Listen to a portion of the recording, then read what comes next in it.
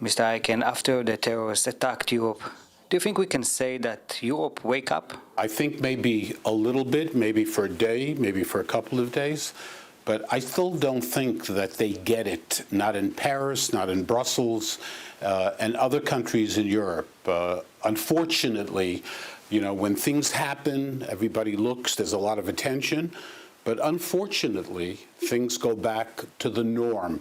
And the norm is what caused the latest horrible terrorism in Brussels. So do I think that finally they understand that when it comes to terrorism, you cannot compromise, you have to fight it with everything you have? No, I don't think so. Unfortunately, not yet. I don't know what else needs to happen. In Paris, 130 people were murdered. In Brussels, 35 people were murdered. You would think the world would wake up and say, enough is enough, and we're going to do whatever we have to do. But not yet, unfortunately. How do you think we need to deal with organizations like BDS? Do you think we need to start with the school, with the academia? Look, I think that it seems to me, watching BDS and watching almost every single day, there is a story in the media about BDS somewhere in the world. And it seems to me that, again, we don't yet have an organized effort, a group of professionals with a clear plan as to how to deal with BDS. Unfortunately, there's a lot of talk, there's a lot of discussion, but we should have figured this out already. How do you deal with this organization, this concept of BDS? Again, it's so unbelievable that there is something called boycott, divest, etc., but only one country in the whole world. There's 160 nations in the world, more than 160. Nobody talks about any other country except Israel, and that's why it's not about Zionism, it's about Jews. It's about Jews, not Zionism. This is the new form of anti-Semitism, is BDS. But there needs to be a major effort coming from the government of Israel, coming from the Jewish community in America. Look, I'm very involved. I don't have any idea. I try to do what I can in the legislature, other ways we try to do things with anti-Semitism on college campus. But what's the plan? I have no idea. The ADL, the American Jewish Congress, the American Jewish Committee, and you can go on to 25 other Jewish organizations. What's the plan? The organized plan, not just to speak out. And it's like fires, little fires burning here, there. You put out this fire, there's another fire, another fire. What's the plan? What's the plan? And that has to come partly from the Israeli government in an organized effort, in a serious effort, which I do not see. I see words. I see a lot of words. And also American Jewish organizations that are incredibly capable. I mean, there is such unbelievable talent in the Jewish community to deal with something like this. But right now, we're just putting out fires all over the place. Let's move now to Israel. It was an event in Hebron that a soldier shot in the terrorist murderer. What do you think about it? What do you think the world see us because of this event?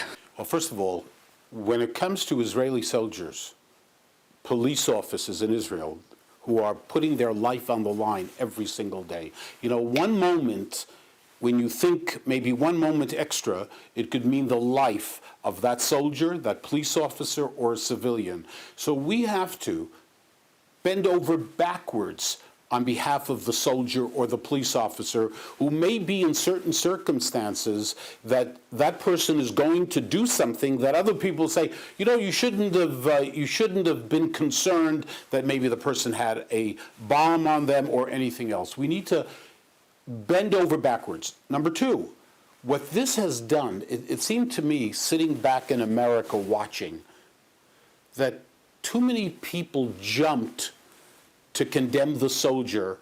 Like, in America, we say, no comment. Let's see. Let's have an investigation. Right away, it was, guilty, guilty, guilty. How can he get a fair shot anymore if right away, even the prime minister, even the minister of defense, chief of staff, wait a second, no comment, we're going to investigate. How come suddenly in this case, sometimes we have a sickness, we, the Jewish people, we want to show the world we're good people. We want to show the world, you see us? Can you imagine anything like this in Judea, Samaria with the Palestinian Authority? Could you imagine anywhere in the Middle East that anybody would care, would be interested? But we Jews, we want to show, look, we're good guys. And I want to be a good guy, but I don't want to sacrifice one of our soldiers who's defending the people of Israel. So people jumped way too fast, and I think that was a terrible, terrible mistake. And it was perfect, because our enemies now can use this and say, we told you so. Many people in Europe were already complaining that the Israelis are taking action too fast. Let me tell you, when someone comes to your house and breaks into your home, right, you can assume that they are going to kill you, that they want to kill you, and you have a right to take the strongest action. So I have no pity at all for the individual who tried to murder Jews, and now he's dead. And now we have played into the world that has an additional reason. They can point to the prime minister and so many other people to say, we told you so. So again, we shot ourselves in the foot. If this reality was happening in New York State, what do you advise the police, to the mayor, to stop this terror? First of all, let me tell you, what happened there in terms of judgment would not even happen here. If something like this happened and the mayor was asked about it, he would say, look, there's an investigation going on. Well, let's wait for the investigation. Here, there was nothing. Right away, guilty. You don't need a trial. You don't have to do anything. And with regard, to America, God, if things like this were happening in our communities, people would take the strongest action possible. When someone comes to murder you, you don't think about it to see, does he just want to stab you once, twice? Exactly. If you have a knife in your hand and you're using that knife towards another human being, you're dead. Finished. No Rahmanis. Period. Do you think Israel need to stop to apologize to the world? First of all, to what world? The world that of Europe that is involved in undermining Israel all the time, in treating Israel differently than any other country in the world? Look, there's nothing wrong when you make a mistake to say, look, we made a mistake. Everybody makes mistakes. America is fighting. How many bombs has America dropped in Iraq, Afghanistan, other places in the Middle East? How many bombs? How many innocent people were murdered by American bombs? Should we say we're sorry? Should everybody condemn the pilots and put them on trial? When you're fighting terror, it's a very difficult situation. And you need to do, when you go out with a knife to murder a Jew, be aware that you will die. Period. End of the story. And, having pity on murderers is something that undermines the very foundation of Israel. Very, very dangerous. We don't forget the election now in the United States. When they come to Israel, everybody give a strong statement who we need to believe. Well, look, it's so true that every politician, including Barack Obama, when he came to Sderot, I remember when he came and he picked up the missile that had fallen, and he said what he would do if his children were living in Sderot, how he would be tough and he would take action and so on. He forgot about that, or maybe it was just politics. He never meant it. So look, do opposite. Let's don't forget. Absolutely opposite. Look, Barack Obama,